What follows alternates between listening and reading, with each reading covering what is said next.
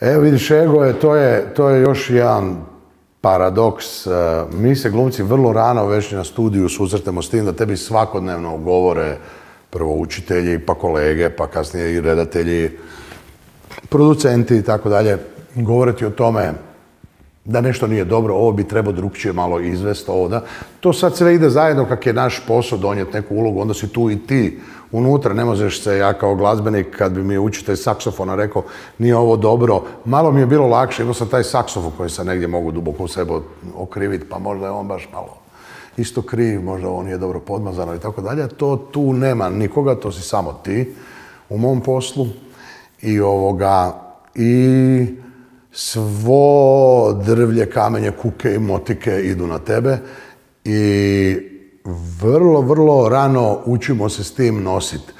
Čak bi se usudio reći da vrlo često se kaže kao glumci imaju veliki ego. Ja garantiram da znam taksiste koji imaju veći ego od glumaca, doktora jako puno, strašno puno ih ima.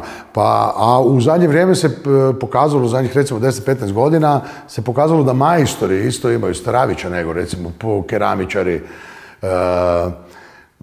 I ja vjerujem kad bi sad doveli ovdje 5 najeksponiranijih glumaca i da nađemo taksista, mesara, liječnika, frizerku ili frizera, i da oni čuju o svom poslu od nekog, ono što mi glumci vrlo često čujemo u samom procesu da bi došli do toga, ja mislim da bi se oni davno prestali baviti tim čim se bave. To bi čak usudio se i potpisati. Pa ne vjerujem ni u jednu priču o sebi.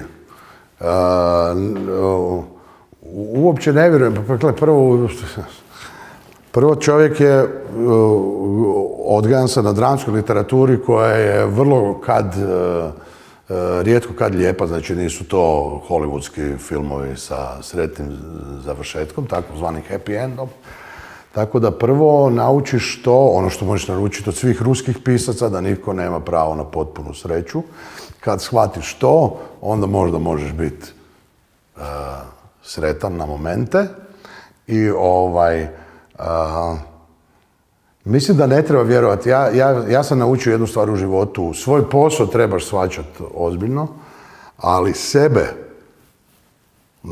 ni po koju cijenu ne trebaš shvatiti ozbiljno. Ljudi koji sebe shvate ozbiljno u svakom poslu, pogotovo političari, kod nas bar ima jako puno političara koji sebe shvate ozbiljno, umjesto da taj posao shvate ozbiljno, posao shvaćaju, vidimo kako, ali sebe shvaćaju jako ozbiljno, tako da to je isto tako povezano sa egom. Taj ego je vrlo, vrlo, vrlo opasna stvar u svakom poslu, ne samo u poslu, u odnosu svakom. Vrlo malo dobrih stvari može donijeti, a može nanijeti jako puno zla. U svakom slučaju je put u amaterizam.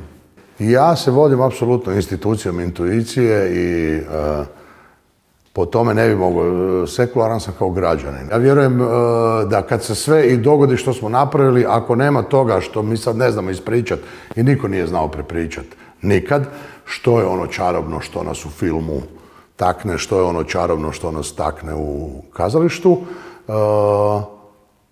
I ja mislim da će kazališta i filma biti dokle god neko ne uspije i to ispričati. Kad neko to uspije ubaciti u jednu definiciju,